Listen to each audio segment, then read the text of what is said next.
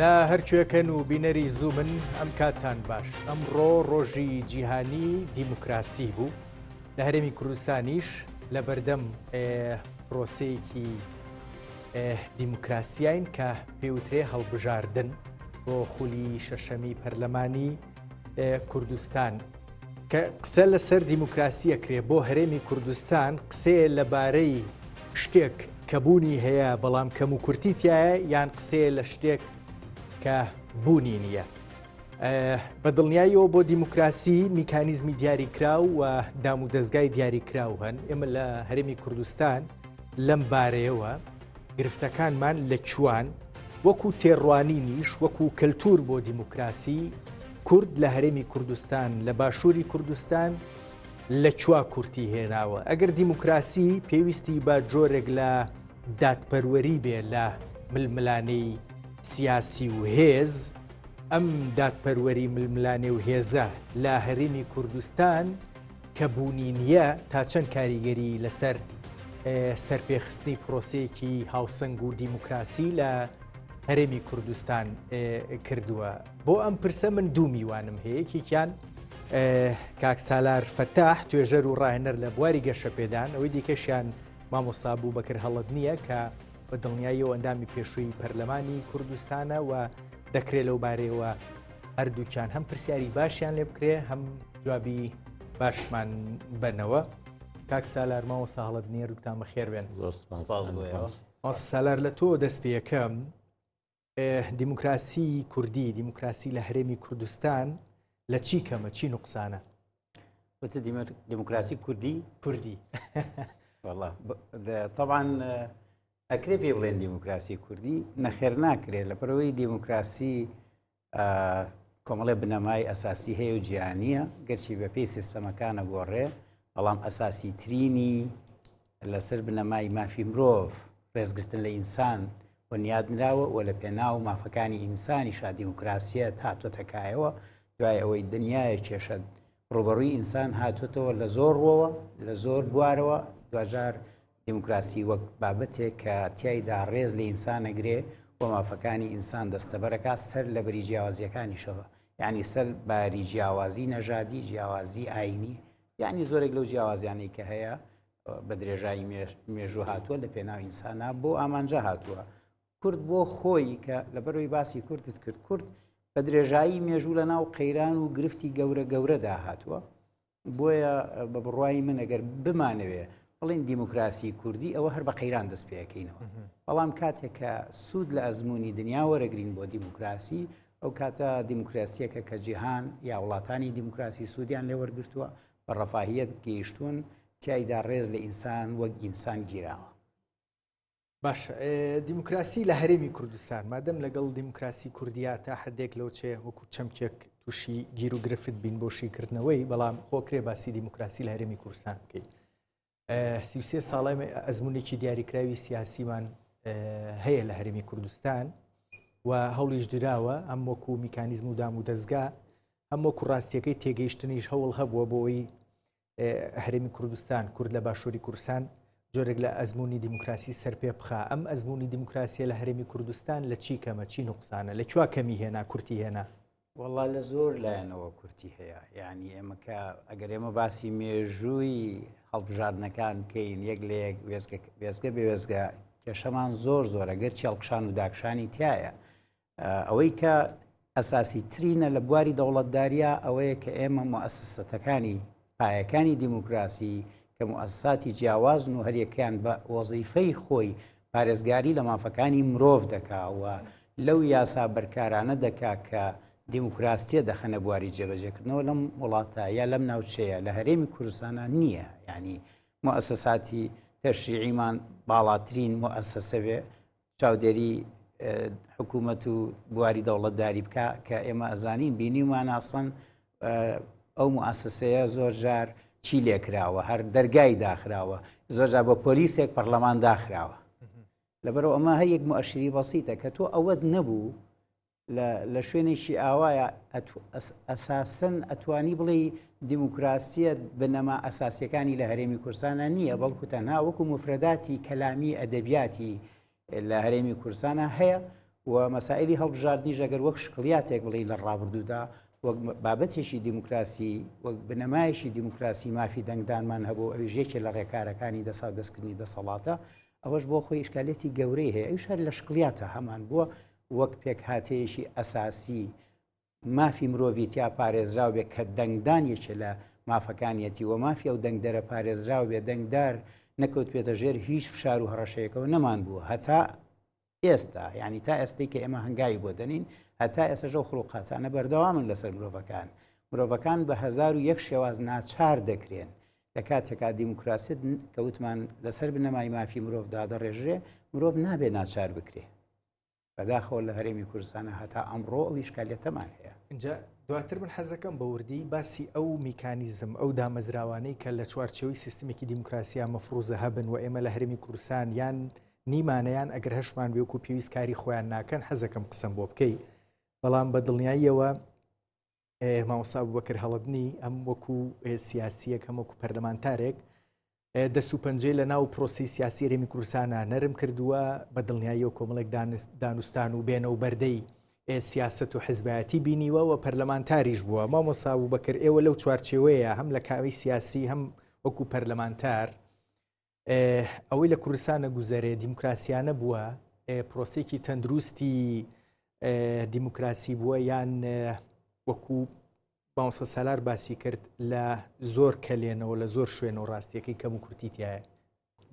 بەناوی خی گەورەم هێرەبان سوپاس بۆ ئەو میوانداریە و تایبەتی لەگەڵ هاوڕێی خۆشەویستم مامۆستا سالار. من ناوی دەنێم پەراوێزی دیموکراسی ئەوەی کە لە 33 ساڵی ڕابردووە هەمان بۆ لە هەرێمی کوردستان پەراوێزی دیموکراسی بووە هامیشی دیموکراسی بووە دیموکراسیەتی جەوهەردار و مانادار و ڕاستەقینە تا ئێستا بوونی نەبووە کە دیموکراسی مامۆستا سالار ئاماژەی بە یەک خاڵ کرد لەسەر سێ پایە وەستاوە.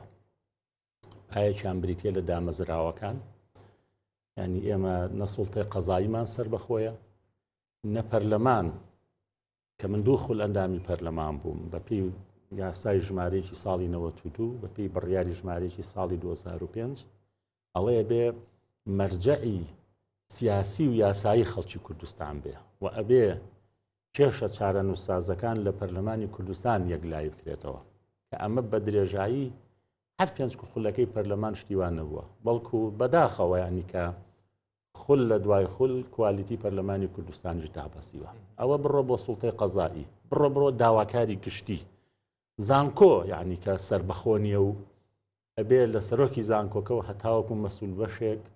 لەسەر بنەمای تەسکەی حیزبی دابنرێ بابە ئەمان مەسەن بڕۆ بۆ پەروەردە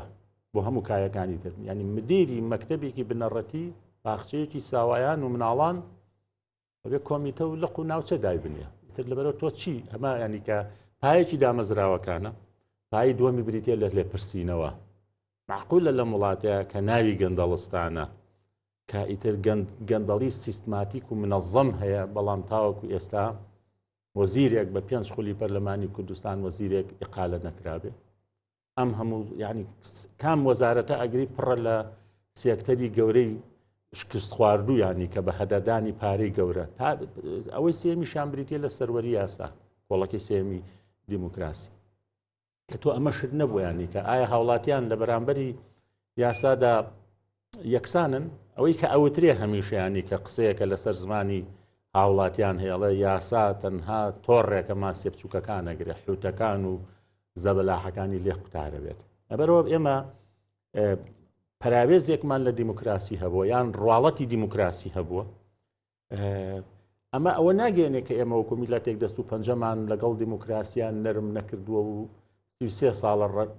نەجاتمان بۆ ڕزگارمان بۆ لە حکمی دیکتاتۆری کارەساتەکە لە دووشتایە یەکەم زۆربەی ئەم سیاسیانی کە لە هەرێمی کوردستان باڵا دەستن لە ئەوروپا لەدایک بوون لەوێ ژیانیان کردووە ڕەگەزنامەی ئەوروپا و ئەمریکایان لە باخەڵایە نیوەی عمریان گەشتەکەن بۆ ئەوێ ژیانی ئەو وڵاتیانیان بینیەوە لێرەوە کارۆنەوە بۆی هاوڵاتێکی سادن لە بەرامبەر زەریبە لە بەرامبەر باچ هەندێکیان مۆڵەتی شۆفێریان نییە ئیتر ئەمانە ینی ئەمانە لە ڕاستیانی کە یەنەوانێ سیرەکە چۆن پۆز لێن بەسەر خەڵکە چۆن خۆن کاتە ئەمە نییە بڵێ هیواڵە هێشتا ئەمە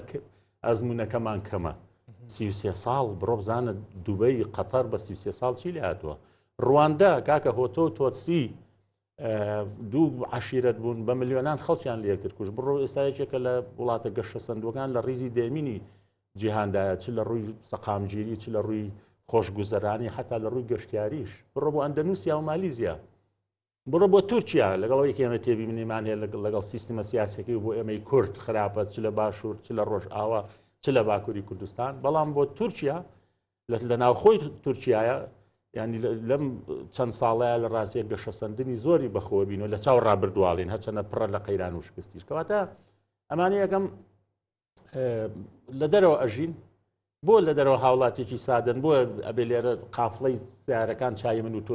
کوێرکە لە ڕێگایە نەوێرین سێریانکەین دوام ینی هاوڵاتێکی ئێمە ئەمڕۆ دنیا کراوەیە وەکو گوندێکی بچووکی لێ هاتووە ئەبینێ لە بەنگلادیش حیزبی حاکم چی لێکرێت کەچی لێرە ئامادە نین کە بازی ئەو شکستانی حکومڕانیش بن بازی و هەڵانە بێ چێ بەرپرسیارە ینی دۆ حیزب 33 ساڵە لە حکومڕانیان ئامادە نین تەنانەت دەنگەکانیشان کەم ببێتەوانێ ینی بە کوفری ئەزانن کە لە کاتێکە هەموو حیزبێکی سیاسی لە وڵاتانی دیموکراسی خواپێدا و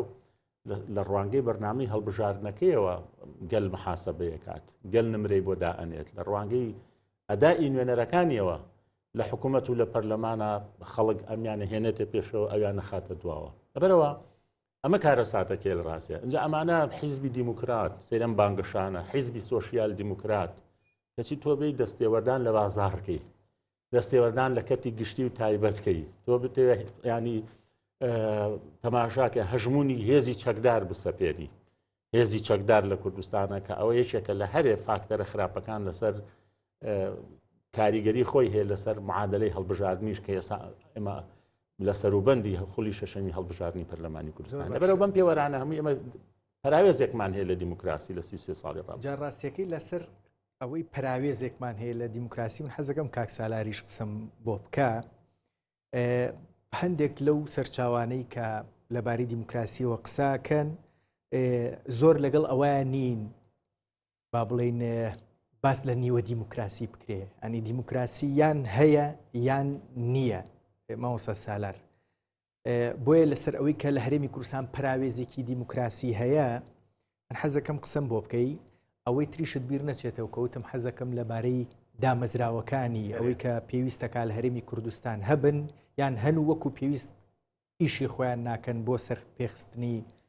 پرۆسێکی دیموکراسی لە هەرێمی کوردستان لە کامیانەوە لە پرسیاری ئەوەی کە بە بڕوای من کە ئێمە بڵێن دیموکراسیت هەیە یان نییە پێویستەکە ئێمە باز لەوە بکەین مرۆڤ ئازادە لە بیرکردنەوەدا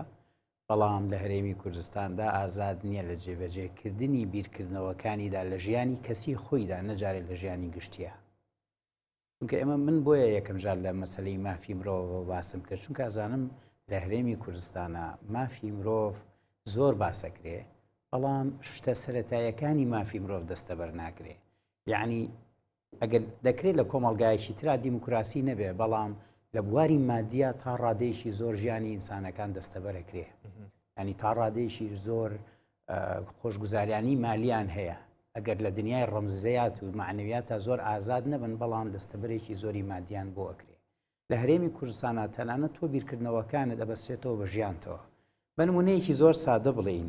تۆ ئەگەر بزانن تەفەکورت یانی ئەگەر من چاوپێکەوتنێکم هەبێ ئەم چاوپێکەوتنە هەندێک ڕۆیای سیاسی خۆم تایدا هەبێت ئەگەر فەرمانبەری موئەسسەیەک بم یەکسەر تەسیر لەسەر ژیان و ئابووریم و معاشەکەم دەبڕدرێ تر بژێوی ژیانە یعنی لێرە ئەگەر بگەڕێمەوە بن بۆ زۆر زوو لە ساڵی 90ەکانە ئەمود لە هەرێمی کوردستان ئەزانن دیموکراسیەکە چییە ئەوسا ئاوا باسمانەکە ئەمود تۆ ئازادی لەم ڕێەوە بڕۆی 1001 ڕێیان بۆ دروستکردی پێتەڵێن ئازادی پیانەوە بەس لەیشانە ئەژدیهایانداناوە لەیشانە دوو پشکیانداناوە لەیشانە مینیان بۆ داناوی لەیشانە تعزیبیان بۆ داناوی یەک ڕێگەیان بۆ شویتەتەوە ئەو سامانوت بیتەوە ناو حیزبەکەی خۆی بە ناوی خۆیان بڕووی بووی تۆزێ ژیانە دەستە بەرکەی ئێستا ئەوەش نییە لە ناو حیزبەکەی خۆت ئەوەمان بینی ئەبێت وەلایشی شخصیشت هەبێت لە ناو حیزبی شایانی پێکهاتێ حیزبیش ئێستا زمانی ئەوەت ناکە بەڵکو وەلای شخصی ئیتر ئەوە بزانێ ئێمە کەوتوینەتە شوێوە لە مەسلەی مافی ئینسان و ئەوەی کە وەک ئەبێتە بنەمایەک کە دیموکراسیەتی لەسەر بیناکرێ و هەروە مؤسساتی دیموکراسی ژە پێناو ئینسانە کارەکان. جا پێش باسی مؤسسە ئەوم بۆ بکەی دامەزراوەکان لە هەرێمی کوردستان کە بە دڵنیای و پرسێکی گرنگن و لەویش زیاتر پرسی دیکە هەر پرسیارم بۆی ئەبێ بەڵام تایبەت بە مافی مرۆڤ تەنها لە ڕەهەندە سیاسیەکەی یان نە وەکو ڕەهەندی کۆمەڵایەتی طبعاً کە ئێماڵین ڕەهەندی کۆمەڵایەتی ئەزانی ئێمە کاتێ باسی ڕەهەندی کۆمەڵایەتیەکەین چۆنیە هەندێک ڕەهەندی کۆمەڵایەتی هەند قووەی ئیجتیماعیان نییە لەم وڵاتەیە بەڵام بە زۆر ژێر ناوی مافی مرۆڤات بە زۆر دەیان ئاخنە ئەم مجتەمەعەوە ئەنەوێت جێیکەنەوە کە مجتەمەع قبوڵیان ناکات وەکوچی وڵات زۆر شت هەنیان ئێستا ئێمە لێرە زۆر نەچینە جزئیاتەوە هەڵک خۆی بیرکاتەوە ئەزانێ زۆرشتی نامۆهێنراوەتە ئەم کۆمەلگایەوە نامۆن بە کۆمەلگاکە قبولی ئیجتیماعیان نییە بەڵام جیانەکەنەوە لە زانی من بۆچی وتم دیموکراسی کوردی لەبەر ئەو خاڵە بەڵێ جاوە من ناوی نانم دیموکراسی کوردی نازانم چونکە ئەوە دەکرێت لە کۆمەلگایشی تر ڕێپێدراوێ قوبولکراوێ هەر لە ناو دیموکراسیەتە بەس ئێمە کورد قسەیشی هەیە یعنی قسەیشی ئەڵێ نانت نییە پیاز ناکری ئێمە سەرەتایی ترین بابەتەکانی پێویستی ئینسان دەستەبەری اقتصادە بۆی یعنی من ئەڵێم هیچ کاتێ نابێ اقتصاد ببەسرێ بە ئینتیماوە هیچ کاتێ اقتصادی ئینسان نابێ بەسرێتەوە بە ئینتیماوە لەلایەن دەسەڵاتەوە لەبەر ئەوەی تۆ ئینتیمات هەیە بۆی تۆ بەم شێوازە مامەڵەت لەگەڵاکرێ هەر نمونەیەکی سادە با بە و کۆمەلگایە بڵین کەس هەزاران کوڕیان کۆچی کردو بۆ وڵاتان و بە سەفەریش خۆیان ڕۆشتون ئێمە هیچ ئینتیمایەکمان بۆ ئەو وڵاتە نییە لە ڕابردووە هیچ خەباتێکمان بۆ وڵاتێکی ئەوروپی نەکردووە مێژومان تیایدا نییە کەچی تۆ ئەچیتەوێ لەژوویەکە دەدەنێ ماڵت دەدەنێ اقتصادێکە دەدەنێت تا بژی تا دوژاریش وردە باڵەفڕتەکەن کە وەک هاونیشتیمانیەشی ئەو وڵاتە مافەکانی دەنگدان مافەکانی هەڵخۆکان دیتکردنت هەبێ بەس لێرە جگە لەوەی یعنی ئەو مێژوەی کە هەت بووە خەباتت کردووە ماندوو بووی قوربانی داوە لێرە واز لە مێژوو بێنەکە من زۆر قسەی لەسەر ناکەم چونکە باوەڕم بەوە هەیە ئینسانێک ئەبێ ئازاد بێ لەوەی ئەگەر لە مێژووشا خەباتی نەکردێ دوژار و اختیاری لەبەردەسایە ئازادە وەک ئینسانێک مافەکانی زانن بێ ناکرێ ئێمە بڵین هەتا ئێستا لەم وڵاتەوەڵا کوڕی فڵانە کەسە تۆ ئەبێ باجی ئەوە بدەیت کە باوکت ئەوە بووە بێ باجی بی یا تۆ کوڕی فڵانە کەسی لەبەرەوەی باوکەدەوە بۆ ئەبێ امتیازی باوک وەرگری من لەگەڵ ئەو جۆرەشتانانی میانی بۆیە باسی مێژوو ناکەم و باسی بنەماڵەوانش ناکەم ئینسان لەم کۆمەلگایەدا یا لە هەر کۆمەلگایەکی ترا تۆ پێویستەکە وەک ئینسان ڕێزی لێ بگری ئەگەر ئێمە تێڕوانینێکی ئینسانیمان وەک ئینسان نەبوو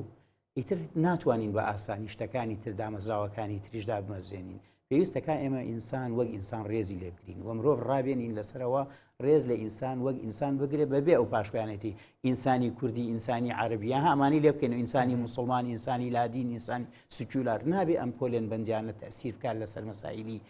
فرسەتەکانی ژیان بۆ ئینسانەکان چ لە ڕووی اقتصادیەوە چ لە ڕووی کۆمەڵایەتیەوە یعنی هەر بوارێک لە بوارەکانی لە کۆمەلگادا هەیە اینجا وەکو ئەوانەی دامەزراوەکانت بیر نەچێ بەڵام نابیرم نەچووە زۆر باشە پێشتر ئاماژیان بە هەندێکیدا ئێمەش دێنەوە سەری بە دڵنیایی بەس لەو چوارچێوەی شارڕاستیەکەی ڕەهەندێکی دیکەی ڕەهەندە با بڵین فیزیکیەکەی نا ڕەهەندی بیرکردنەوە کەلتوری پرسی دیموکراسی هەندێکی ئاماژە پێیا لەوەیانە لە هەرمی کوردستان ئێمە لە کوایە گرفتمان هەیە بەڵام حەزەکەم پرسی دامەزراوەکانم بە دیاریکراوی بۆ باس بکەیت ئەوەی کە پەیوەندی بە دنیا ڕەمزیەکەوەیە فەرەنگیەکەیەوە من پێشتری ژووتومە ئێمە زۆر جار بابەتە ڕەمزیەکان بە ئاسایی بۆمانەگوازرێتەوە وەکەوەی کە تۆ لە ڕووی تیۆریە و باسی شتێگەکەی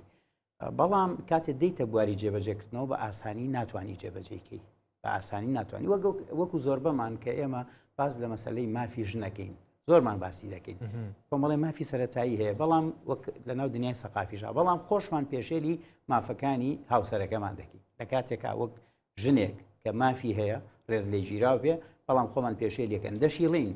دنیای تیۆری لەگەڵ دنیای پراکتیکیا جیاوازە ئێمە لە بەرەوەی ئیستیعارەی مەفاهیمەکانمان کردووە جارێک کۆمەلگا بە گشتی دەڵێم خۆی کۆمەلگا تێ نەگەیشتووە ئەگەر تۆ سەیری کۆمەلگاکی کاتێ لە بەرامبەر هێزێکا قسەش دەکات دوژارم هێزە سەر دەخا بەڵام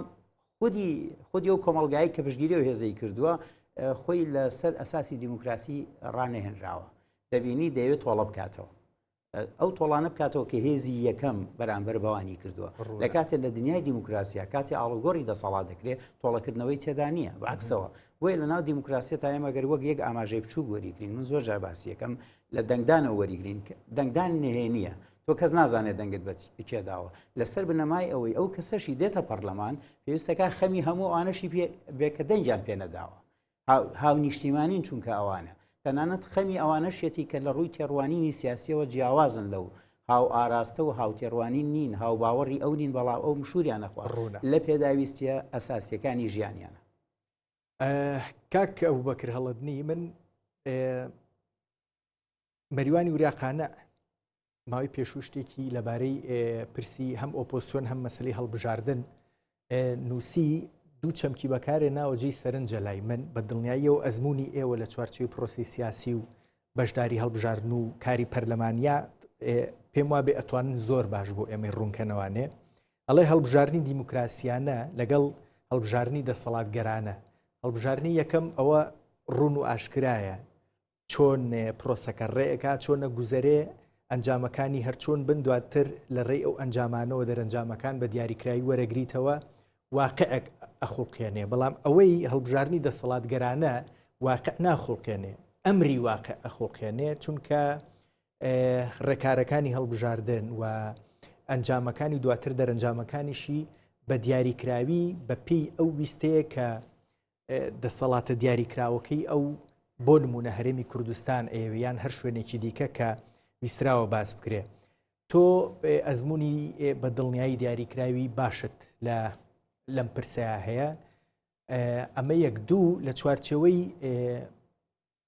دامەزراوەی پەرلەمانی ئەگەر وەکو یەکێک لە یان پرسی لێپرسینەوە و دەسەڵاتی پەرلەمانی لە هەرێمی کوردستان قسە بکەین بەرچ ئەزمموونێک کەوتویت کە دەکرا باشتر مامەڵی لەگەڵا بکرێ و ئەزمموی دیموکراسی لە هەرێمی کوردستان سەرپێ بخە باشتر بکە بەڵام ڕاستیەکەی کاردانەوەیەکمان بینی کە نەیهێشت ئەم پرۆسەیەوەکو خۆی بڕوە. طبعا نەبووایە ئێمە لە هەرێمی کوردستان یاخود لە باشووری کوردستان دوای سەدەیەک لە خوێن و فرمێسک و عارەق جینۆساید و ئەنفال و قڕکردن دوای ئەو دەرفەتە گەورانەی لە پاش بڕیاری 1688 و پشتیوانی کۆمەڵگەی نێودەوڵەتی بۆ ئێمە هەر لە کاتی ئاوارەیی و کۆڕەوینەوە تو یەک هەتا تێکشکاندنی داعش و نووسینەوەی دەستور و ڕوخاندنی حکمی دیکتاتۆری ئەمانە هەمووی دەرفەتی گەورە گەورە بوون لە بەردەممانە و واژ ئیدعاکرا لە ویلایەتەوە کە باشووری کوردستان پارچە دیموکراسیەکەی عێراق بێ بەشە دیموکراسیەکەی عێراق و ئەسڵەن دیموکراسیش ئەگوازینەوە بۆ کەوا دەرنەچوو بەداخێکی گرانەوە ئەبووە ئێمەوان نەبوویناوە چونکە ئەزممونمان وەرگرت هەیە لە هەموو ڕوخاندنی ئەو دەوڵەتە دیکتاتۆرە تاگڕەویانە یەک لە دوای یەک دووەم دەبوایە خۆمان نەبینا سەرچاوی ناومێدینەوەکانی ئێستا و داهاتوومان خۆمان بەشێک نەبین لەوەی کە مثل مێجەر نۆئێل لە بیستەکانە بەشێ مەحموودی وتووە سوپایەکی نیشتیمانی و دادگایەکی سربەخۆم بۆ دروست کرا بامنیش دەوڵەتە بۆ دروست کرد 100 ساڵە ئێمە تا ئێستا سوپایەکی نیشتیمانیمان نییە تا ئێستا دادگایەکی سربەخۆشمان نییە کەواتە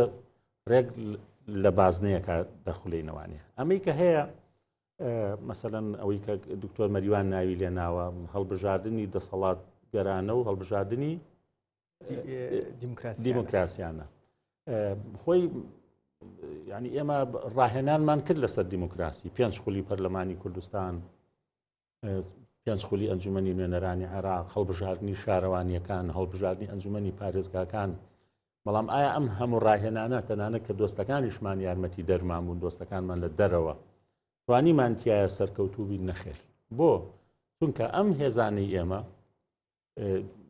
دیموکراسیان وەکو پەیژەیەک ویست لەبەرەوە قسەکەی موعەمەر قەزافی تەواوە ینی دێمۆکراسی لە وڵاتە شەرقیانە بۆ دێمۆکراسی ئەڵێ بۆ دەیمومەی کورسیە کە خۆشی کەوتەنا ئەو تەڵەیەوە خۆشی نەیتوانی بەڕاستی کە لێی دەربە بۆ دەیمومەی کورسیە نەک بۆ ئاڵوگۆڕی ئاشتیانی دەسەڵات ئەگەر بەهات نایە مەسا ئەو کۆسپانە چی بوونەوەی کە جەنابەت باست کرد هاتە بەردەم یەک ئەوایە ئایا ئێمە لە ژیانی حیزبیەوە لە دەسەڵاتی حیزبیەوە گوازراینەوە بۆ دەسەڵاتی موئەسسەسات و حکوومەت و حیزب لێکجاکەینەوە نەخێر لە 33 ساڵ حکوومەت و حیزبمان لێکجا نەکردەوە کە لە کاتێکە یعنی کە تۆ ئەگەر حکومڕانیەکی باشکەی دەستکەوتەکە ئەڕژێتە ئەو حیزبەی کە وەزیرەکەی نانوە ئەوەی سەرۆکی حکوومەتەکەی هەیە ئەوەی جێگرەکەی هەیە هەر بۆ خۆیان دەگەڕایەوە بەڵام تاوەکو ئەم ساتە وەختە نەیانتوانێت حیزب و حکوومەت لێکجا بکەنەوەوانە دووەم گەورەترین نەفرەت لە هەرێمی کوردستان گەورەترین نەفرەت ئەمەیە کە پێی ئەوترێت دوو ئیدارەی دوو زۆنی کە خۆزگە ئێمە هەرێمێکی یەکگرتووشمان هەبوایە خۆزگە ئەم چوار پارێزگایە لە تەوێڵەوە هەتاوەکو زاخۆ هەرێمێکی سەقامگیری یەکگرتوو بووایە نەک ئەم هێزە پۆز لێیا بەوەی کە دوو شاری لەبەر دەستایە و زۆنێکی هەیە و گومرجی خۆی هەیە و علااقات و پەیوەندی خۆی هەیە و هێزی چەکداری خۆیە ئەویشی تریشیان بە هەمان شێوە ئیتر دێگەڵە ببێ بە دیوارەکەی بەرلین لە نێوان ئەم زۆن و ئەو زۆندا و هەمیشە لە ڕاستیە کاتێک گوێ لە بەیاننامەکانی مەکتەبی سیاسی هەردوو لایان بگرە گوێ لە بەیاننامەکانی دژە تیرۆرەکانیان بگرە گوێ لە هیفرۆکسیۆنەکانە بگرێت لە کاتێک کاکەونە ناو مناوەشەوە هەمیشە ئەم زۆنە وەکو وەرەقێکی گوشار بەکارەهێنێ من مادام زۆنی خۆمم هەیە هەموو شتێکەکەم لە ئێرەدا تۆ ناتوانانی بەداخەوە ینی کە وای لێ هاتووە کە تۆ شانازی بکەی ئەم شارە لەو شاری تردا خێمە چنگێکین کاکە لە چاو دنیاە لە چاو سینە لە چاو کەنەدا لە چاو ئوسترالیا لە چاو تۆ 6 ملیۆن کەس و 4 پارێزگای بچووک چییە تۆ ئەم هەموو پۆزە لێدەی خاڵی سێم یعنی یەکێککە لەو کۆسپانە ئەوەیە کە پێوترا زۆرینە زۆرینە کاک ڕەنج لە دنیاە بەرپرسیارەتی دروستەکە بۆ حیزبی زۆرینە بەچی زۆرینە لێرە پۆز و خۆدزینەوە لە یاسا و سەپاندنی میلیشیا و قوڵکردنەوەی برینەکان لە جاتەوەی من حیزبێکم زۆرینەم هێناوە هەز بە بەرپرسیارەتی بکەم ئەم زۆرینەیە بۆ خزمەتی گەشەپێدانی دیموکراسی و بەرەو پێشبردننی کۆمەلگا بەکاربێنم نەخێر ئەم زۆرینەیە هۆکارێکەوەی منی عەرقەلە دروست دەکەم کۆسب دروست دەکەم حکوما مەستا سالاروتی کڵۆمی دەرگای پەرلەمانەتەم نایڵم ئەو یاسانە تیا بکەڕێ بە دڵی منە مەسەن بۆ نمونە ئێمە لەم خولایە 20 ئەوەندە پەرلەمانتارە بە ڕێگەیەکی پێڕەوی بە ڕێگەیەکی پێڕەوی بیستمان لێپرسینەوە لەسەر زووکی حکوومەت بکەین وەزیرەکان و جێگرەکەی و ئەمانە هەریانی ڕێکارێکی پەرلەمانێکا کە پرساندن بە پێی پێڕەوی پەرلەمانی کوردستان بڕۆ سەیری چ فەزاحەتێکیان دروست کرد چ عەقڵێکیان دروست کرد تەنانەت یەکگرتویان ناچار کرد یەکگرتو کە حیزبێکی بەشدار بوو وتیانیان فراکسیۆنەکەتان ئەو واژۆیانە دەکێشێتەوە یان ئەبێ ئەو 18 پۆستەی لە هەڵبژاردننی 2014 وەرتان گرتووە ڕادستی بکەنەوە 18 پۆست لە جێگەری مەحافظ و قایمقام و بەڕێوەبەری گشتی تام دێ ناحیە فعلەن یەکگرتوش قوربانیدا بە 18 پۆستەکەوتی من واژۆکانم ناکێشمەوە هەر لە کاتێکا ڕێکارێکی پێڕەوی بوو مەسەلەن لە خولی چوارەمی پەرلەمانی کوردستانە ئێمە گەر سیستمی سیاسی هەرێممان کردا بە سیستمی پەرلەمانی یعنی سیستمی پەرلەمانی خۆمە چەند جارم قسەیەمان کردو لە پەرلەمان دەرەوە خۆ سیستمی پەرلەمانی کلکوجوێی نییە کاکە کوردواتەنی ئادەی کاک مەسعود تۆ سەرۆکی هەرێمی کوردستانیت من وەکو پەرلەمانتارێک پرسیارە لێ یەکەم تۆ ڕیفراندۆم ئەنجام ئەدەی ئادەی لەسەر چ بنەمایەک ئایا شەرعێتی یاساییمان هەیە ئایا شەرعێتی جەماوەریمان هەیە ئایا زەمینەکەمان لەبارە تۆ سەفەری ئەوروپا کردووە چ معلوماتێکت هێناوەتەوە ئایا کۆمەڵگەی نێودەوڵەتی پشتیوانیمان لێەکە کۆسپان بۆ دروست ناکە ئەمە یعنی خۆ من پرسیار لە تۆکەم تۆ وەزیرێکی سەرۆکی حکوومەتیت ئەم خۆزە ساغڵەتکردنی بۆ چیە تۆش وەڵامی منەمەئیتەوە هەر بە ڕێکاری پێڕەوی من پرسیارەکەم تۆ وەڵامەیتەوە ئیتر من ناتوانم جارشکە پرسیاری کەش لێ بکەن تەنانەت ئەمان بەرگەی ئەمە ناگرن لێپرسینەوەیەک مسائلەیەک یعنی کە سەرۆکێک لە ناو خەڵک هەڵبژێردێ ئیتمان چۆنە بێ ئەمە فڵان یان حتا لە یەکەم خولی پەرلەمانی کوردستانە پێم وایە کاک نۆشیروانەوە تەرحی کردبوو با مام جەلال و کاک مەسعودێکیان سەرۆکی حکوومەت و یەکیان سەرۆکی پەرلەمان بێ یەکێک لە مەکتەب سیاسەکان وتی چۆنە بێ ئەمە فڵان کەس لێپرسینەوەی پرسیاری لێ بکەن لە پەرلەمانە یعنی خۆیان لە سەروی دامەزراوەکانەوە بینیوە یعنی زۆرینە بەداخەوە بەرپرسیارەتی دروست دەکرد دوو زۆنی گەورەترین نەفرەت بوو لە گەلی باشووری کوردستان کەوت کە تاوەکو ئێستا ئێمە بەدەست ئاسەوەرەکانیەوە دەناڵێنین بەداخەوە زۆر باشە مامۆستا سالار ئێمە لە با بڵێن لە کۆمەڵاسی سیاسیە بە دڵنیاییەوە هێزەکان یەکە کۆمەڵایەتیەکان بە دڵنیاییەوە کاریگەری لەسەر یەکتری دروستەکەن و ململانەیەکە هەوڵێکە بۆ ئەوەی شوێنی خۆیان بکەنەوانێ. ئێمە لە هەرێمی کوردستان ڕوونە دەسەڵاتێکی دیاریکرا و ویستێکی دیاریکراومان لەبارەی هەموو ئەوانەی کە باسمان کرد بە تایبەتیش سەرپێخستنی پرۆسی دیموکراسی هەبووە وەکو یەکەیەکی دیاریکراوی سیاسی کۆمەڵاتی دیارە چۆن کاری کردووە، بەڵام لە بەرامبەرە ئێمە خەڵکێکی دیکەمان هەبووە، ویستێکی دیکەیان هەبووە، خەونێکی دیکەیان هەبووە، دیدێکی دیکەیان هەبووە بۆ پرۆسی سیاسی و دیموکراسی و نەتەوە سازیش تەنانەت لە هەرێمی کوردستان. ئەم بەرەی دیکە لە چی کەمەوە ناتوانێ شتێک سەر پێ بخاکە پێچەوانەی ویست و دیدەکەی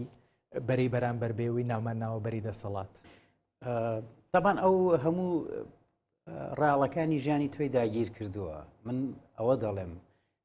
ئەساسی ترین شت بۆ ژیانی ئینسان اقتصادیەتی، بۆیە لە پێشا باسم کرد. ئەوان هەموو بواری ژیانی ئینسانەکانیان هێناوەتە لای خۆیان، موسسات لێک جیان نەکراوەتەوە. کاتێک کە سەیری دەسەڵاتەکەی ئەگەر ئێمە بین موسسەکان جیاکەینەوە، یەکەمین شت دەبێ هیچ هێزێک لەو هێزانی کە چەکدارن هی حزب نەبن، هی دەوڵەت بن. وێت دەوڵەت جیا لە ناو پرۆسە دیموکراسیەکەیە، ینی هێز جیاوازە، قەت هێزەکان خۆیان نابنە بەشێک لە ناو گەمە دیموکراسیەکانە، ئەوانش دەبنەوە ئینسانی هاوڵاتی لە دەنگدانە، بەڵام کەچەکەکە هەڵەگرن دەبنەوە بە هێزی دەوڵەت، نابن بە هێزی ئەبنە هێزی داکۆچیکەری هەموو دەنگدەرەکان، ئەبنە هێزی داکۆچێری دەنگە ڕاستەقینەکانی ناو سندوقەکە کە موسسەیەکی معنی داڕێژراوە لەلایەن دەوڵەتەوە بە ڕازگۆیی دیفاعیان لێ دەکات. ئەو موسسەی کە دەنگ دەژمێرێ نابێتە موسسەی حزب. لێرە هەموو شتەکان بوونەتە موسسەی حزب و جاری وایە هی شخصێک لە ناو حیزبە ئەو ئاراستیان دەکات. ئەمە خەتەرەکەیە. بۆیە ئەو هێزەی لە بەرامبەر ئەو داوەساوەتەوە ئەو دێ ململانێ دەکات، چونکە لە ئەسڵدا عفوم کە دەسەڵات دێ ململانێ دەکات. لە کاتێکا دیموکراسیت ململانێ نییە، کێبڕکێیە.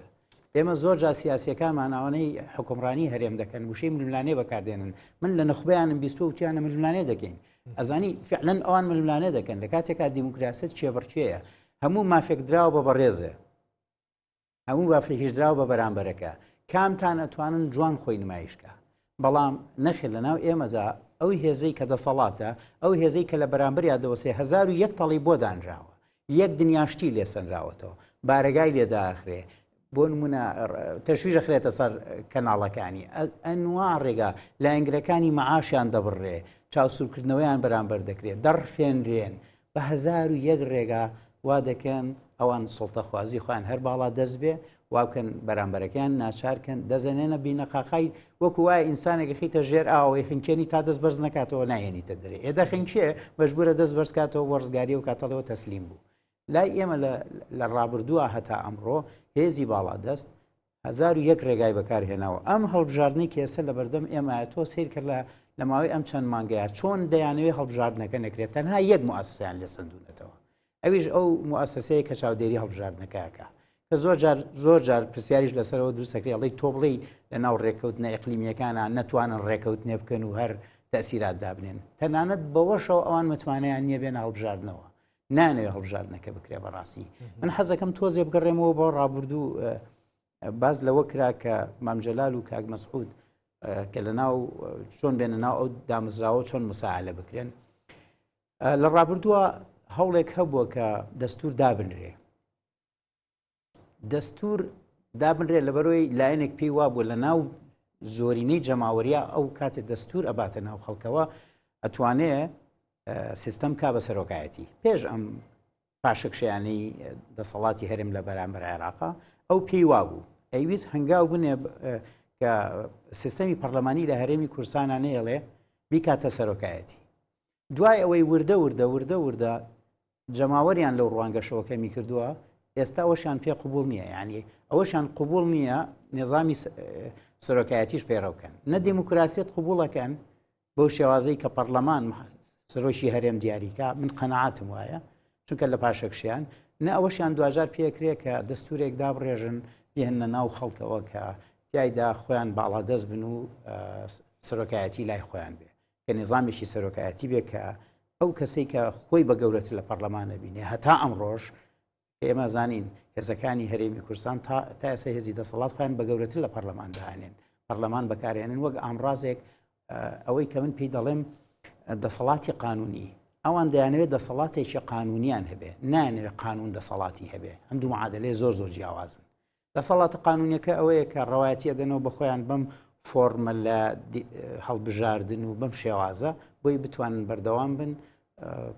پاساوێک بێ بۆیان لەناو هێزە جیهانیەکانە کە ئەوان باز لە پشتگیری ئەکەن لە هێزە دیموکراسەکان و ئەو هێزانەی شەرعیەتیان هەیە لە ڕێ هەڵبژاردنەوە تەنها بۆەوە بەکاری دێنن و ئێستش کەوتنە تەبەر مەترسیەوە خۆشحاڵ دەبین من بۆ خۆم گەشتبینم بەرامبەر بەوەی ئەم هەڵبژاردنە تا ڕادەیەک دەرگایەکی باشترە کاتەوە لە بەردەم خەڵکە کە لانی کەمەچە دەنگەدا دەنگەکەی وەک جارانی لێنەیە و ئەو هێزانە نتوانن مداخلە بکەن ئەگەریش مداخلە بکەن بە بڕوای من وتومە یا هەرێم نامێنێ یا ئەبێ ئەم جارە دیموکراسیت هەنگاوێکی باشتر بچێتە پێشەوە جا من ئەوە ڕاستیەکەی کەم بە تەوەرێکی دیاریکرا و گفتوگوی تەواوی لەسەرەکەین ئەنی ئەم هەڵبژاردنە زۆر جار بە نزیکەی من لە هەندێک میوانی دیکەم ینی بیستووە کە دوان و من وەکو دوا دەرفەت بە نزیکەی وەکو دوا دەرفەت سریەکەن بۆی لە هەرمی کوردستان شتێک سەر پێ بخرێ ڕاستیەکەی شایانی خەڵکی باشووری کوردستان بێ کاک ئەو بەکر هەڵەتنی باسمان لە کۆمەڵێک پرس کرد لە چوارچەوەی پرۆسی دیموکراسیا کە پێویستەکە هەبن و لە هەرێمی کوردستان بوونیان نییە ئێوە لە ناو پرۆسە سیاسیەکەیە بوون بەردەوام بەر ئەم شتانە کەوتوون ناهاوسەنگی هێز مەسلەی قۆڕکردنی هەموو ئەو دامەزراوانەی کە ئەکرێ بێلایەن بن لە چوارچەوەی پرۆسێکی دیموکراسی دیاریکراو حتا لە چوارچەوەی هەڵبژاردنێکی دیاریکراوە کە لە هەرێمی کوردستان کراوە و ڕاستیەکەی ئەو هێزانەی مەفروز بوون پێویست بوون بێلایەن بن بێلایەن نەبوون لەم چوارچەوەیە ئێمە بەر حزبێکی ژەکەوین بەر حزب گەلێک ئەکەین ڕاستیەکەی کە بیرکردنەوە تایە بیرکردنەوەیکی ستونیە لەسەرەوە بۆ خوارەوە شاقوڵیە و خۆی لە حزبەکە پرۆسی دیموکراسی و ئاڵوگۆڕکردنی دەسەڵات گۆڕینەوەی بیرروڕایی ئازاد و دیموکراسیانە تایە شوێنی نەبووتەوە چۆن چاوەڕێی ئەوە لە هێزگەلێکی دیاریکراوە بکەین کە خۆی بەم شێوەیە پرۆسەیەکی دیاریکراوی دیموکراسی لە هەرێمی کوردستان سەر پێ بخە پرسیارێکی منطقی ینی بە مانایەکی ترکە ئەم حیزبانە کە ئێستا باڵا دەستن لە هەرێمی کوردستان ئەگەر لە ناو خۆیانە دیموکراسیان قبول نەبێت چۆن بۆ خەڵکیان قبوڵە ینی ئەم حیزبانە بە پرۆسەیەکی شەرعیە لەدایک نەبوو بن لە ناو کە گەشتونەتە ئاستی بڕیاردان چۆن نەتوانێت شەرعیەتێک لە فەزا گشتێکە بخۆڵکێنێ ئێمە قەدەرمان وایە لەم بنتە لە سەر زەویە لەم بەشە لە باشووری کوردستان لەگەڵ ئەم مەسەلانە دەست و پەنجەمان نەرمکەین و ماف ئەسەندرێ نادرێ ئەم هێزانە خۆتەزانی لە چووە هاتوون لە خەیاڵدان و باگراوند و مەخیلەی خەڵکەوە هاتوون بە شەرعێتێکی شۆڕجێڕی هاتوون وازەحیشە حتا ئەو شەرعێتە شۆڕجێڕە وابەستە بە دەوڵەتە هەرێمایەتیەکان کاتێکە ئەوان قفڵەکە ئەگرنەوانێ وەکو شای ئێران بۆ نمونە کاتێک کە عێراق و ئێران لە هەشتا ڕێگەکەون ئیتر تەواوە بە هێزی پێشمەرگە شوێنێکی نەمێنێتەوە لە ناو خاچی نیشتیمانە جگە لە چەند مەفرەزەیەکی پارتیزانی بچووک وادە خەباتە چەکداریەکەش لە ژێر پرسیاری جدیدایە هەرچەندە ئەوە داگیرکەرانی کوردستانن ئێمەیان ناچار کرد کە پەنا بۆ شاخ بەرین لە هەر چوار پارچەکە ئەگەروان دەستور و قەوانین و ڕێکەوتنەکانیان جێبەجێ کردایە بۆ پەنای بۆ ئەوە ئەبرد لەبەرەوە لێرەدا لە ڕاستیە ئێمە بێ وەکو گەل وەکو خەڵک وەکو نخبەی سەقافی و سیاسی ئەبێ پشوو درێژتر بین ئەبێ دەرسمان لەو ڕابردووە وەرگرت بێ هەموو ئەم چەمکانە تەنانەت ناشرینیش کرا بۆ نمونەیانی چەمکی حیزب کە لە پێناسەکەی خۆیان قوتابخانەیەکی هۆشیارکردنەوەی گەلە لە کوردستان نابوو بە وەسیلەیەک بۆ بژێوی و بۆ مەعیشەت کەسێک بۆی کە تەعین ببێ بۆی لە خوێندنی باڵا وەرگیرێ بۆ ئەوەی تەنانەت مۆلیدەیەدانە مۆلیدا هەلانی لە دهۆک مۆلیدا حرەسی مۆلیدا بێت تەسکیل ڕێکخرا و ناوچەو پێ بێ ئیتر لەوێەوە بڕە بۆ هەموو کەسابەت و بازار ڕەبێ پەنا بۆ حیزب بەری ئەمە وشەی حیزب ناشرین کرا وشەی سیاست بەسە لە ناشرین کرا کە لە کاتێکا ئیبن خەلدون لە کتێبی مقدیمەی ئاڵێ السياسة صناعة الخير پیشەسازی خێرە خێر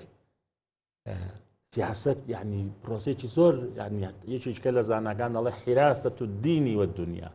پاسەوانی دین و دنیامانەکات چونکە بۆ عەدالەتە خوڵقێنە مەسەڵەن حتا پرۆسەی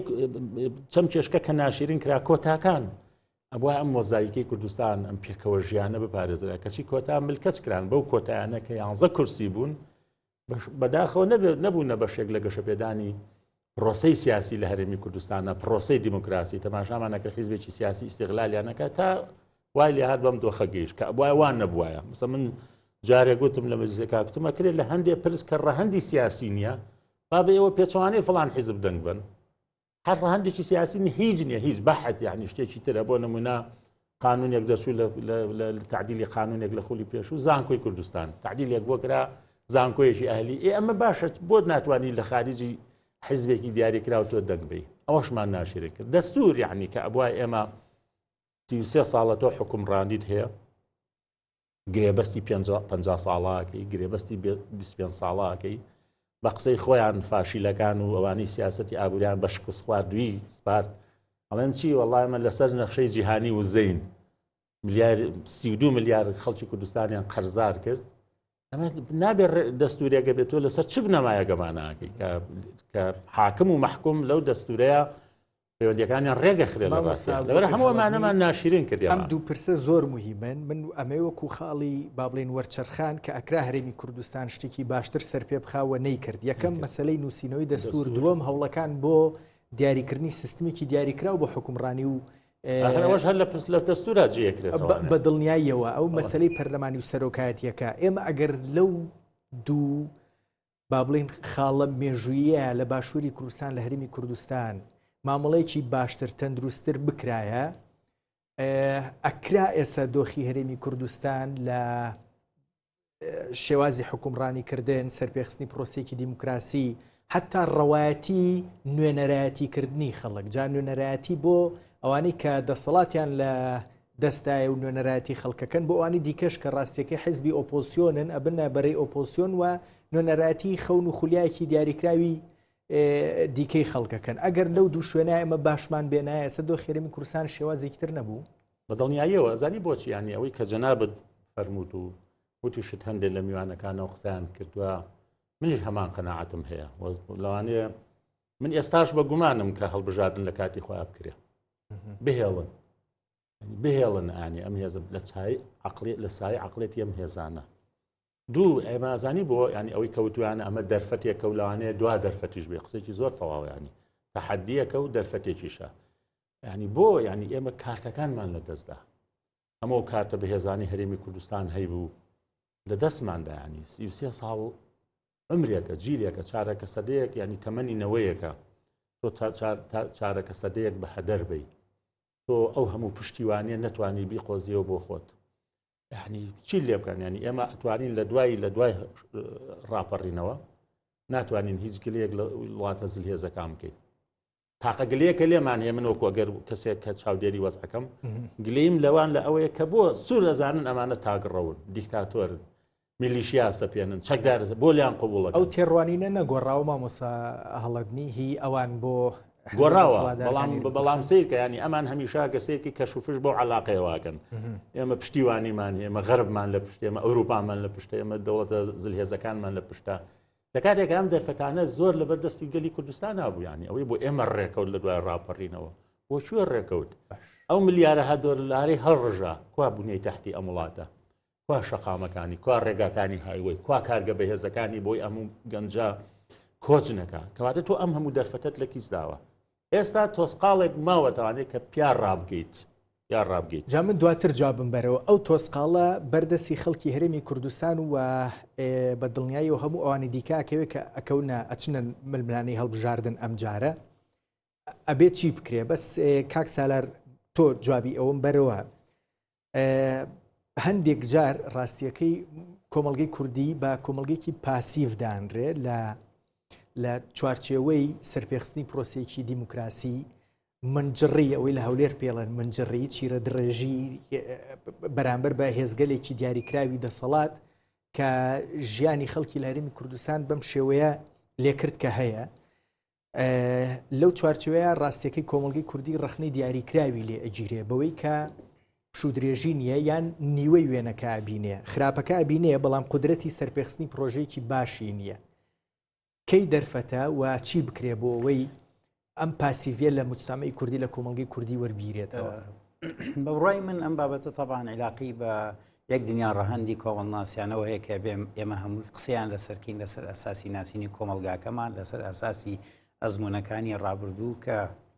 لە یەک نمونەی بەسیتەوە بڵین کە بۆ نمونە جاری وا هەیە یاسایەک بۆ لە وڵاتێکا جێبەجێ نابێت بۆ نمونە یاسایەک لە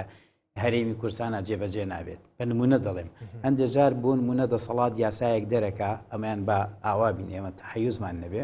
یاسایەک دەرەکات دەسەڵات خۆی دەری کردووە بەڵام لە جێبەجێکردنا بەبێ ئەوەی دەسەڵات خۆی مەبەستی بێت جێبەجێ نەبێت ناتوانێت جێبەجێکە بۆ چونکە ئەزانێ باجی ئەوەدا چونکە ئەو لەبەر لەژێر بابەتێکە ناونیشانێکە یاسایشی دەرکردووە کە کۆمەلگاکە خۆی قوبولی یاساکەی نییە ڕانەهێنراوە بۆ یاساکە تێگەیشتنی گشتی بۆ قوبولکردنی ئەو یاسایانە و یاساکەی دەرکردووە سەبارەت بە مەسایلی دیموکراسیش و ئەو ناڕزایەتیانی کە خەڵک هەیەی لەسەر دەسەڵاتەیەتی لەبەرەوەی چەند تەجربەیەکی پێشووی هەیە ئەم تەجربانە بەواقع بینیوێتی و پەیامی سیاسیەکانش دیسانەوە ینی بەواقع بینیوێتی جارێکی تریش لە ڕووی میدیاییەوە تابێ و تەسیردا ئەنرێ جارێکتر بە 1001 ڕێگای تر خەڵکیان وا لێ کردووە کە شکست بێنێ لە بەرامبەر هێزی دەسەڵاتە وردە وردە خەڵک بێهیوا دەکرێت خەڵک بێهیوا دەکرێت چونکە ئێمە من ئەگەر تەرکیزت هەبێ وتم ئێمە مامۆستامان هەیە بەس ڕاهێنەرمان نییە ڕاهێنەر ئەو کەسەیە کە 100 جارەکەوی هەڵەسیتەوە ئێستا من مؤشراتی زۆر سەرەتایی جوان دەبینم لە ناو پەیامی سیاسیەکانمانە کە باز لە کەوتن و هەسانەوە دەکەن باز لە شکست و هەڵسانەوە دەکەن ئەگەر تاشی کوردی لە بواری مەسائلی دیموکراسیە مێژوویەکی هەبوایە و نخبەی سیاسی ئەم وڵاتە نخبەیەک بواە تەجروبەی کەوتن و هەسانەوەی بکردا ئەمیش بڕای دەهێنا فعلا ئەمە کەوتن هەیە و هەسانەوە هەیە بەڵام دەسەڵاتی سیاسی هەرێم ئەو دەسەڵاتە قانونیە کە 1001 ڕێگای گرتووەتە بەر بۆ ئەوەی خۆی لە دەسەڵاتە بمێنێتەوە ئەسڵەن ئەو دیموکراسیەتی قوبوڵ نەکردووە بۆ ئەوەی کۆتایی بە دەسەڵاتیشی بێ بۆ ئەوی ماوەیە بچێتە دەرەوەی دەسەڵات قەت ئەوەی بێ قوبوڵ ناکرێت و قوبولیشی ناکات هەتا ئەم لەحزەیە وی ئەمە ڕێگاکانی وا کردووە کە هاوڵاتی پێی وابێت فعلا ئیتر بێهیوا بێ ئەمان هەر دەمێنەوە چونکە هێز هەبووە شخص هەبوو و توێتی بە یەک کورسیشەوە ئێمە هەر دەسەڵاتی ئەمە دەچێتە مێشکی خەڵکەوە چونکە بە پراکتیکیش دەیبینێ بەس ئەوە ئیشی ئێمەیە واقع بەڕاستی تێبگەێنین تیان بگەێنین کە سەرپێخستنی دیموکراسی لە بەرامبەر ئەم هێزانەدا ئەم هێزانە کە بۆ خۆیان لەگەڵ هێزی تری ئەقلیمیە بە 1001 ڕێگا دەستیان تێکەڵە بە ئاسانی ناکەون ئەبێ بزانین هەروەک چۆن ئەو هێزانی هێزە جیهانیەکان پێوەرێکیان هەیەڵێ هەر هێزێک جەماوەەکەی لە دەستدا لای ئەوانش عمالەتەکەی کۆتایی دێ یعنی ئەگەر قرار بێ ئەمان نۆکەرایەتی بکەن چەمکەم ئێستا من باوەڕم بە چەمکی ئەوە هێزە کوردیەکان تا ڕادێ چونەتە دۆخی نۆکەرایەتیەوە نەک بەکرێ ژیراوی من بۆ خۆم دەڵێم ینی لە دۆخێکا بەکرێ ژیراو بوون پارەیان وەرگرتووە کارێکی سیاسیان کردووە لە ناوچەیەەکە بەڵام ئێستا بە پارەی ئەم میلەتە خزمەت بە داگیرکرد دەکەن ئێستا من ئەڵێم ئەبێ ئەم کۆمەلگایە هوشیارکەینەوە فرسەتێکی زۆر زۆر باشە بە خەونەکانی بکات و ئەم دیموکراسیەتە ئەم هەڵبژاردنە ئێستا کاریگەری گەورەی دەبێ بەڵام من باوەڕم بەوە نییە بڵین تەنها تۆ دەنگدانەکە داوتر دنیات بۆ دەبێتە بەهەش لە دوای دەنگدان ئەرک و وەزایفی ترت هەیە دەبێت لە پێناویانە تێبکۆشی کاریان لەسەرکەی بۆی بەڕاستی سیستەمێکی دیموکراسی ڕاستەقینە دابمەزێنی جیاواز بێ لەوانەی پێشوو بۆیە من ئەگەر ئەمە دوارستەم بێ بڵم نازان ڕستەی ترە بێت یان ئەمە دوارستەم بێ پێم باشە لەم کەناڵەوە ئێمە وریایەک لە نێوان چەمکی ململانێ و منافسەیە بکەین بە هیچ جۆرێک قوبوڵمان نەبێ بڵین ئەم پرۆسەیە ململانێت دەسەڵات ململانێ دەکات بەڵام هێزەکانی دەرەوەی دەسەڵات منافسە دەکەن بۆچی چونکە هێزەکانی دەرەوەی دەسەڵات هیچ پاشقلێکیان لە هێزەکانی دەسەڵات نییە بەڵام ئەوەی هێزەکانی دەسەڵاتن دانیشتووە بە پارەی میلەت خۆی بەهێزی کوڕی خەڵکی ینی چەکداری خەڵکی پاشقل لە میلە دەگرێت بە 1001 ڕێگا دەیەوێ میلەت بخات ڕوونە مامۆستا ئەو بەکرەڵەتنی زۆر بە کورتی هیوایەک ئەبینی لە بەردەم پرۆسی هەڵبژاردنین سیستمەکە جیاوازە ئەوەی سەرپەرشتیەکە جیاوازە ڕاستیەکەی پامی جیاوازیش لە هێزە هەرێمی و نێودوڵەتیەکان بە تایبەتی ئەبیسترێ لەبارەی گرنگی ئەوەی کە بەشداری پرۆسێکی دیاریکراوی وا بکرێ بۆی ژیانێکی باشتر بهێنرێتارە تۆم هیوایە بینی ئێمە بۆی واقعبین بین لە هەرێمی کوردستانە مادام هێشتا هێزی چەکدار سربەخۆ نییە، تۆ نزیکەی 209 بۆ 250 هزار کەس هێزی چەکدارت هەیە، گوشارەکانیش لە ئێستاوە دەستیان پێکردووە لەسەر ئەوان، و ئەم ئەندامانی کۆمیسیاران کە لە بەغاوە سەرپەرشتیەکەن گرنگەوە ئەوانیش لە بەردەم گوشارەکانی پارە و ئەم شتانە خۆڕاکرد بن، بەڵام میکانیزمەکان لە قازانجی خەڵکە و دەرفەتێک هاتۆتە پێشەوە بۆی بەشێک لە باڵانسەکە هەمووی نا ڕاست دەکرێتەوە. مەسەلەن تۆماری دەنگدەران کە هەمووی بە بایۆمەتریە، بۆ نمونە ئەم چوار بازنەیە لە قازانجی خەڵکە بۆی محافظەیەک تەحەکوم نەکا بە هەموو هەرێمی کوردستانەوە. دەنگدەرێکی تۆ هێزی چەکدار لیوایەک بتوانێت نوێنەرێک لە هەڵەبجە یاخود لە دوهۆک یان لە سلێمانی هەڵبژێت. ئەو میکانیزمانی لە ڕۆژ هەڵبژاردنە، مەسەلەن کاتی دەنگدان بایۆمەتریە، تۆ لەسەر کارتەکە پەنجەمۆریشت هەیە، ئەگەر ئەمە نەیخوێنێتوانێت ناتوانانی دەنگەکەت بدەیت. ئەوە نەما کە تەنانەت ئەگەر کاتەکەی من و تۆ بەریشن کە کاتی مردوویە بەریشن ناتوانن ئەو کەسە بڕوا دەنگی پێبات چونکە پەنجەمۆرەکە دەریەخا. مەسەلەن محەتەکە لە ناو محەتەکەیە دوو کامێرا دانراوە کە هەموو وێنەکان ئەگرێ، هەموو خروقاتەکان ئەگرێ، دواتر ئەو دەنگانە کە ئیفرازەکرێ مدیری محەتەکە نوسخەیەکێدا بە نوێنەریکیانە سیاسەکان ئەوی تریشیان ئەنێرێ بۆ ئەو شوێرەی کە پێڵەن مرکزی ئیدخالی بەیانات. ئەمە لە قازانجی خەڵکە کەواتە لە ڕۆژی خەڵکە لە ڕۆژی دەنگدانە تەزویر ناکرێ. خاڵێکی ترەوەیە کە بۆ نمونایانی هەتا ئەوانی کە ئەدرێ بەوان لەگەڵ ئەو شوێنانی کە دوایی دەست ئەکرێ بە ژماردنی دەستی دەنگەکان، ئەگەر ئەمانە موافقی یەک نەبن ئەو سنووقانە ئەنێرێتەوانێ بۆ شوێنێکی تر کە پێڵێن ینی مرکزی تەدقیق، واتەوەی لە سنووقەکان دەرەچێت لەگەڵەوەی کە بەدەستی ئەبێ وەک یەک بێ. ئەمە نەماوەکو جاران کە بەڕاستی بە لێشاو تۆ بە کاش بە سەفتە بڕۆی دەنگی تێکەی لە سنووقەکە یەکێک لە بریەکێکی تر دەنگ بدات. حتا نەخوێنەوارەکان مدیری محەتە لە ڕۆژی دەنگدانی تایبەتە تەنها ئەوان دەنگیان بۆ درێ، لە ڕۆژی دەنگدانی گشتیە تاپ لە چواری خزمەکانی کەواتە لە ڕۆژی دەنگدان ساختەکاری مەجالەکانی زۆر کەم بۆتەوانێت. ماوەتەوە دەرەوەی دەنگدان ئەو گوشارانی کە هێزە دەسەڵاتدارەکان و خەڵک دڵنیاوێ ئەو درۆدەلەسەی کە لە ئێستاوە خراوەتە ڕوو، کەس نازانێت کە تۆ دەنگە دەی بچێ و هیچ کەسێکیش ناتوانێت لێپرسینەوەت لەگەڵا بکە، هیچ کەسێکیش. ئەوە زۆر مهمە دەنگدان نهێنیە، بۆیە مشارەکەی خەڵک و بەشداری خەڵک زۆر گرنگە. هیوادارم خەڵک بەجددی بەشداری بکات لە پێناوی خۆیە بۆی بەشێک لە باڵانسی سیاسی لە هەرێمی کوردستانە ڕاست کاتەوە هێزە دەسەڵاتدارەکانیش فێر ببن، مەمنونی میلەت بن، نەک هەروە بێباک بن. تا زۆر ڕوونە ئەو بەکر هەڵەتنی پەرلەمانتاری پێشووی کوردستان گەلێک سوپاس. سالار فەتاح توێژەر و ڕاهێنەر لە بواری گەشە پێدان سوپاس بۆ تۆش. سپاس بۆ جەناب. دەتفرانێ دەستخۆش. سپاس بۆ سەرنجی ئێوەش.